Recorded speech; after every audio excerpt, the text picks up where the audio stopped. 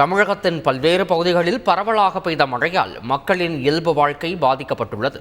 மதுரை மாவட்டம் மேலூர் மற்றும் அதன் சுற்று வட்டார பகுதிகளில் காலை முதலே விட்டு மிதமான மழை பெய்து வருகிறது. இந்த மழையால் பள்ளி முடிந்து வீடு திரும்பிய மாணவர்கள் கடும் அவதிக்குள்ளாகினர்.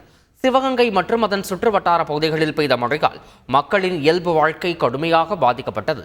பள்ளி கல்லூரிகளுக்கு சென்ற மாணவ மாணவிகள், சாலையோர வியாபாரிகள் என பலரும் மிகுந்த சிரமத்திற்குள்ளாகினர்.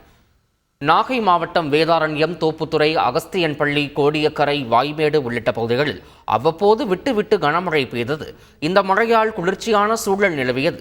திருவாரூர் மாவட்டம் விளமல், சேந்தமங்கலம், நன்னிலம், பூந்தோட்டம், பேரளம் உள்ளிட்ட பல்வேறு பகுதிகளில் பெய்த மிதமான மழையால் சாலையில் சென்ற வாகன ஓட்டிகள், பொதுமக்கள் கடும் அவதியடைந்தனர். செய்திகளை உடனுக்குடன் தெரிந்து கொள்ள உடனே சப்ஸ்கிரைப் பண்ணுங்க.